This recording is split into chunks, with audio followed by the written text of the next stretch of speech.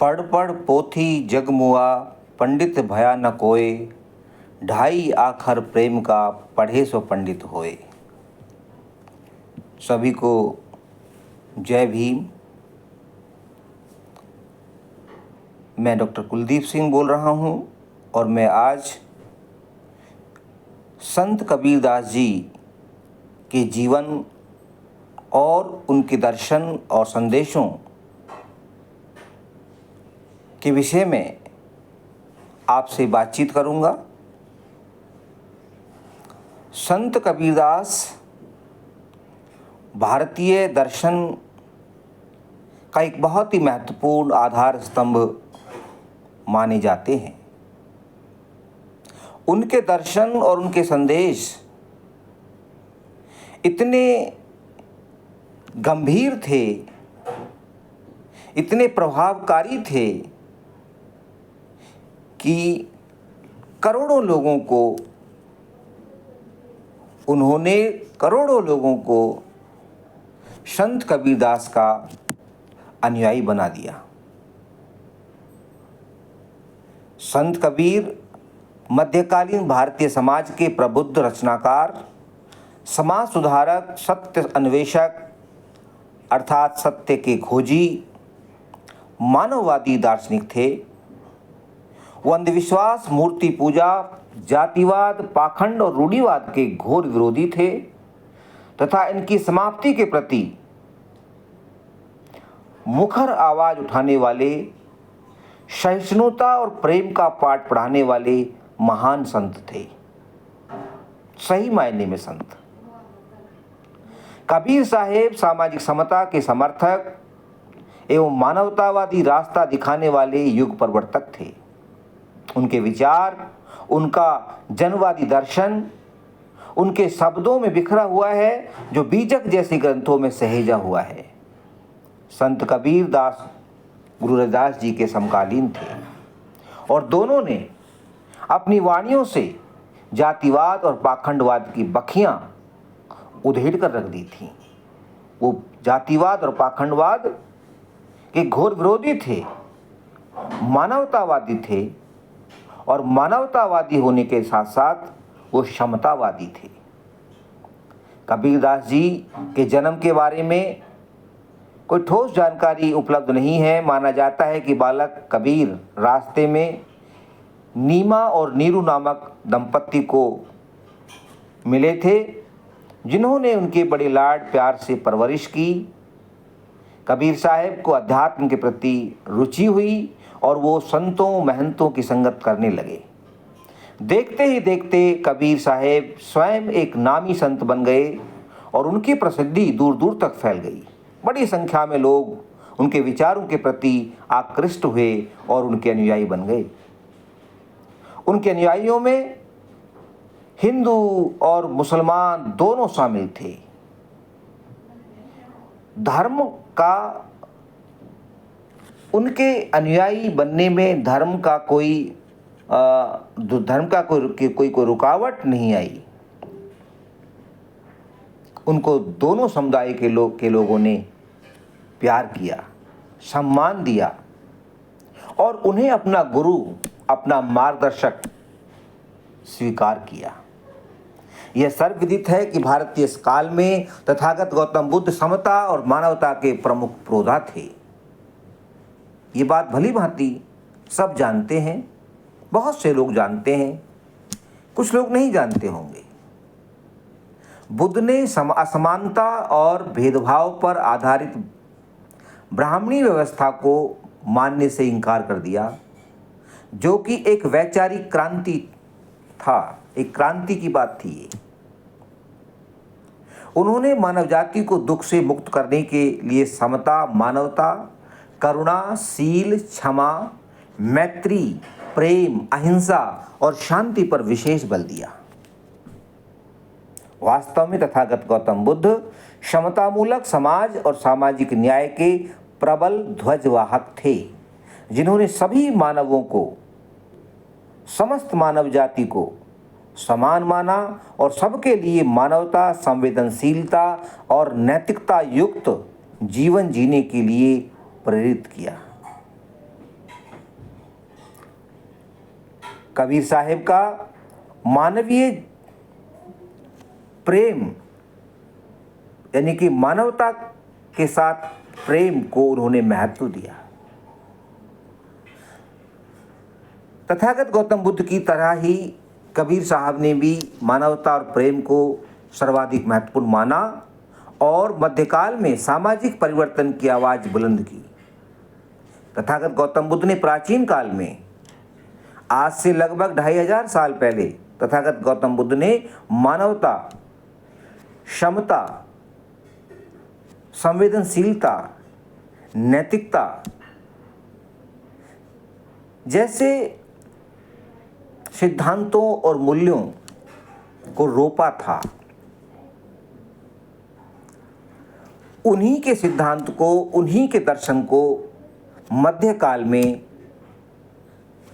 महान संत कबीरदास आगे बढ़ाते हैं। संत कबीरदास ने जाति की अपेक्षा ज्ञान को ही महत्व दिया और योग्यता का भी सबसे बड़ा पैमाना उन्होंने मानवीय प्रेम को ही माना। उनके मानवीय प्रेम सबसे ऊपर है। मानव मानव से प्रेम करे, मानव मानव से नफरत और घृणा ना करे, ये संदेश था उनका। उन्होंने पंडित अथवा ज्ञानी होने की सबसे बड़ी योग्यता प्रेम को ही घोषित किया। क्यों? क्योंकि उन्होंने लिखा कि पढ़ पढ़ पोथी जग मुआ, पंडित भया न कोय, ढाई आखर प्रेम का, पढ़े सो पंडित होए। यानी प्रेम को उन्होंने पांडित्य का आधार माना। जिसके हृदय में प्रेम नहीं है, वो कितना ही बड़ा पढ़ा लिखा व्यक्ति हो, शिक्षित हो, वो वास्तव में पंडित कहलाने के योग्य नहीं है। पंडित का मतलब विद्वान होता है। वास्तव में जातिवादी व्यवस्था के ऊपर यह जबरदस्त हमला था तथा जातिवादी मानसिकता के लोगों के झूठे अहंकार को तोड़ने का गंभीर प्रयास था। हालांकि यह भी माना जाता है कि जाति प्रथा के विपरीत संत रामानंद, जिन्हें कबीरदास जी का गुरु भी बताया जाता है, ने भी कहा था कि जात पात पूछे ना कोई, हरि को भजे सो हरि को होए। लेकिन संत कबीर ने पुरोहितवादी गुरूर पर तीखा हमला करते हुए कहा कि पढ़ पढ़ पोथी जगमुआ, पंडित भया न कोय, ढाई आखर प्रेम का, पढ़े सो पंडित होए।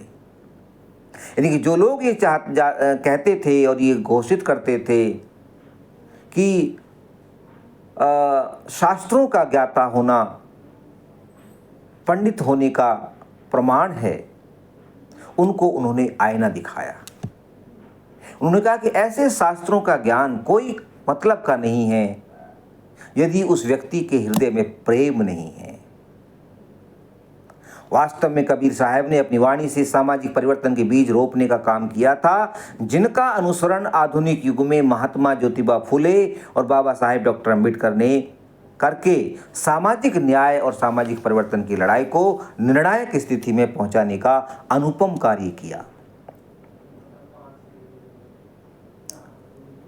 जातिवाद पर कठोर प्रहार तथा व्यक्ति की योग्यता पर जोर।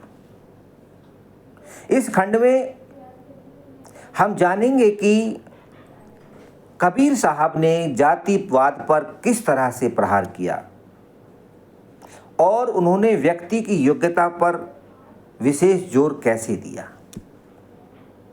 तथागत गौतम बुद्ध के द्वारा शुरू किए गए मानवतावादी आंदोलन में कबीर जी ने अपने समय में नई जान डाली। यानी कि जो आंदोलन, मानवतावादी आंदोलन तथागत गौतम बुद्ध के द्वारा शुरू किया गया था, उसको फिर से पुनर्जीवित किया, क्योंकि वो बीच में मर सा गया था, मूर्छित अवस्था में था लंबे समय तक। उसको कबीर साहब ने पुनर्जीवित किया। इनकी रचनाओं में मानवता, स्वतंत्रता, समानता, भाईचारे की भावनाओं के प्रति बहुत ही निर्भीक और प्रचंड पुकार रही है। उनके विचार सामाजिक क्रांति का संदेश समाहित किए हुए थे। कबीर साहब ने असमानता और अमानवीय भेदभाव पर आधारित जाति व्यवस्था पर जोरदार हमला किया।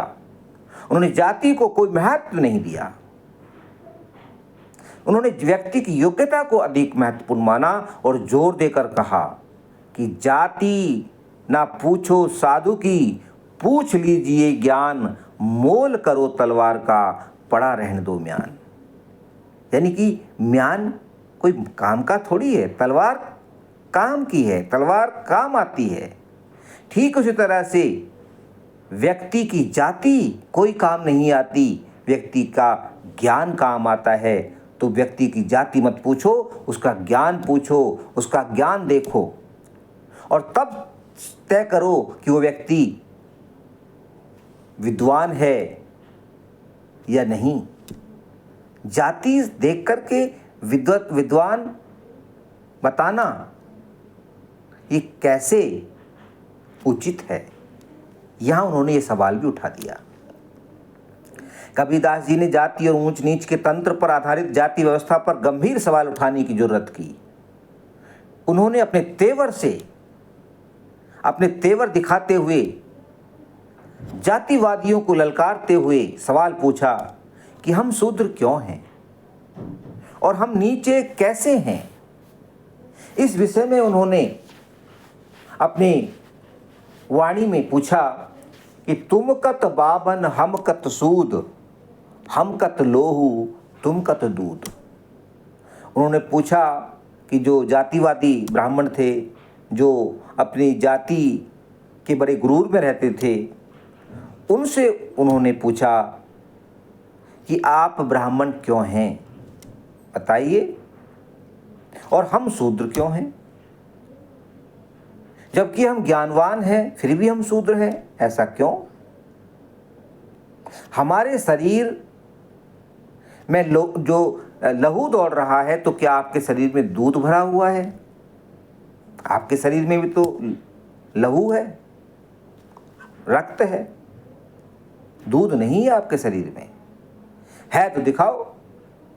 आखिर हमारे और तुम्हारे बीच भेद क्या है, अंतर क्या है। हम कैसे छोटे बड़े हैं, ऊंच नीच कैसे है हमारे अंदर। तुम हमें छोटा क्यों मानते हो, जबकि हम सबकी संरचना एक जैसी है। हम सबका शरीर, उसकी बनावट सब एक जैसी है। उसके अंदर रक्त है, अस्थि मज्जा है। तो फिर ऊंच नीच कैसे हो गए, किस आधार पर ऊंच नीच का वर्गीकरण किया गया। आगे उन्होंने अंधविश्वास और पाखंड की कटु आलोचना की। कबीरदास जी अंधविश्वास और पाखंड के कटु आलोचक थे और उन्होंने अंधविश्वास और पाखंड में लिप्त हिंदू और मुसलमान दोनों संप्रदायों की मुखर आलोचना की। उन्होंने अपनी वाणी में दोनों धर्म के लोगों को नसीहत देने का काम किया और उनकी आंखें खोलने का प्रयास किया। उन्होंने निर्भीकता का परिचय देते हुए, बिना डरे हुए, और मुस्लिम शासन होते हुए भी इस्लाम के पाखंड पर आक्रमण किया। उन्होंने मंदिर मस्जिद पर सवाल उठाते हुए पूछा कि पाथर पूजे हरि मिले तो मैं पूजू पहाड़, याते तो चाकी भली जाते पीस खाए संसार। यानी कि मूर्ति पूजा का उन्होंने खंडन किया।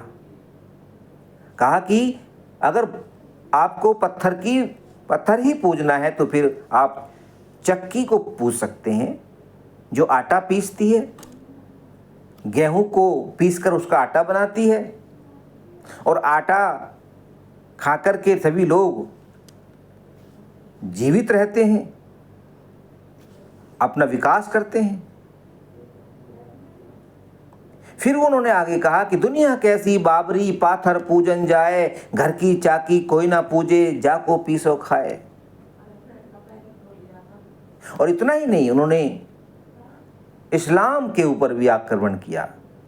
इस्लाम के जो पाखंड के ऊपर उन्होंने जो है आक्रमण किया। उन्होंने कहा कि कंकर पत्थर जोड़कर मस्जिद लई चुनाए, ताचड़ मुल्ला बांग दे क्या बहरा हुआ खुदाए।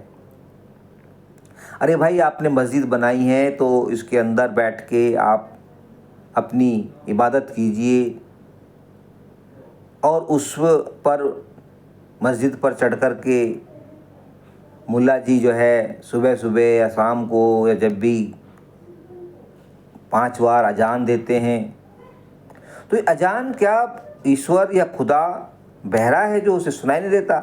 वो तो मन की बात ही सुन लेता है। तो उसको टेरने की ज़रूरत क्या है ऐसे आवाज़ लगा के? ये सवाल पूछा उन्होंने।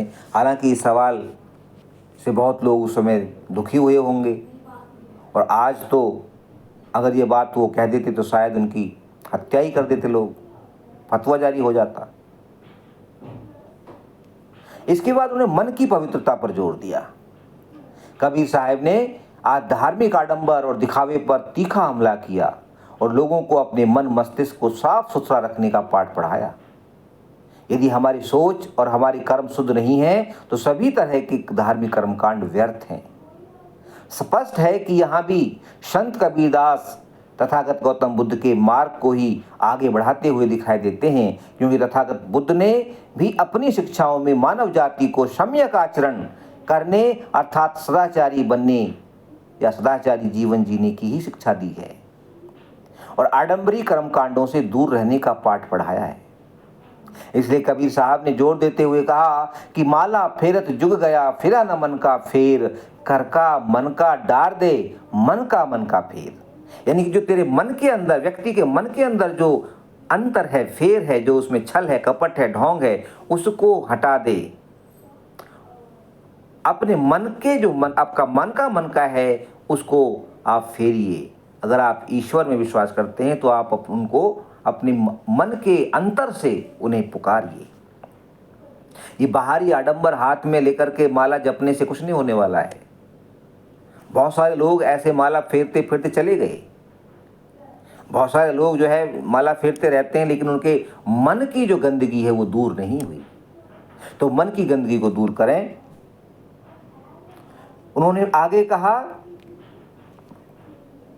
कि माला तो कर में फिरे जीव फिरे मुख मां, माला तो कर में फिरे जीव फिरे मुख मां, मनुआ तो चहूं दिशा फिरे ये तो सुमरन ना है। यानी कि सुमरने पर, ईश्वर को याद करने पर ही उन्होंने इस तरह से सवाल उठा दिया कि भाई आप हाथ में तो माला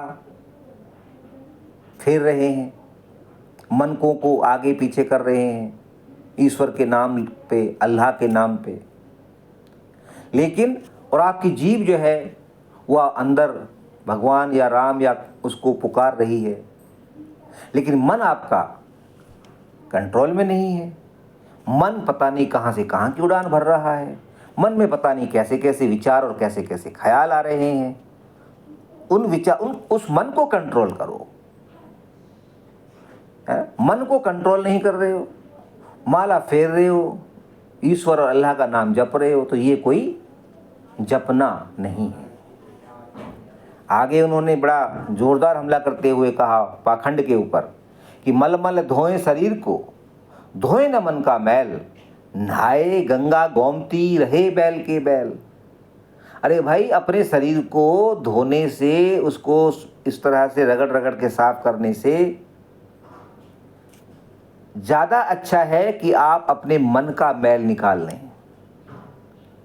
नहाना धोना वैसे ठीक है, शरीर को साफ सुथरा रखना, लेकिन सबसे ज़्यादा इम्पॉर्टेंट है कि आप अपने मन की गंदगी को, अपने मन के मैल को, उसके अंदर जो नफरत है, घृणा है, बेईमानी है, झूठ है, छल है, कपट है, धोखा है, उसको दूर करें। ये गंदगी है।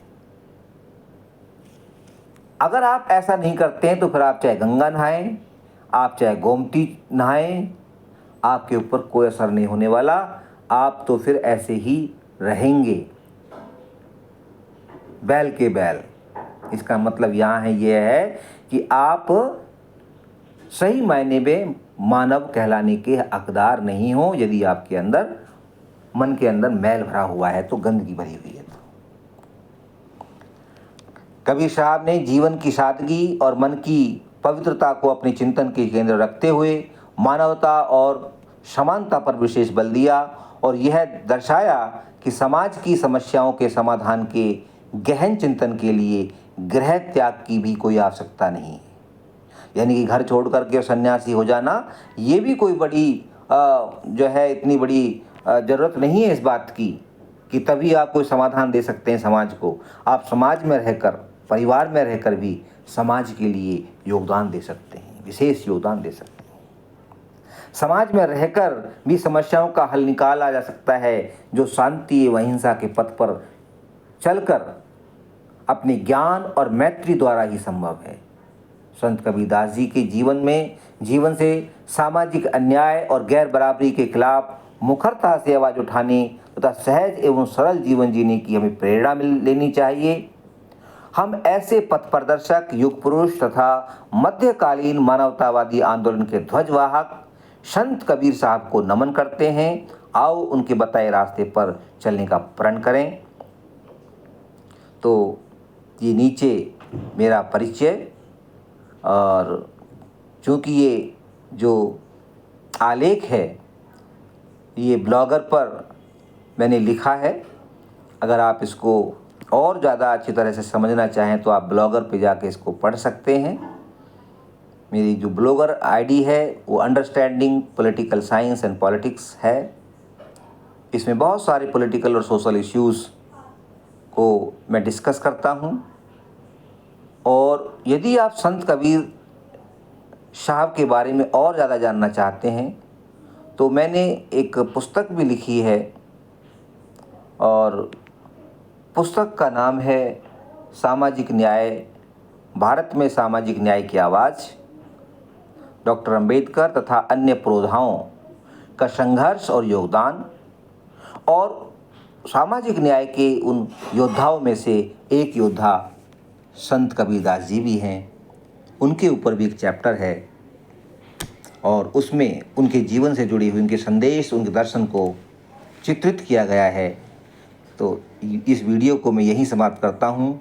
यदि आपको वीडियो अच्छा लगे तो कृपया इस वीडियो को शेयर करें, लाइक करें, और यदि आपने इस चैनल को सब्सक्राइब नहीं किया है तो कृपया आप चैनल भी सब्सक्राइब करें। चैनल का जो नाम है वो सामाजिक न्याय की आवाज़ है, ताकि ये वीडियो और लोगों तक पहुँचे।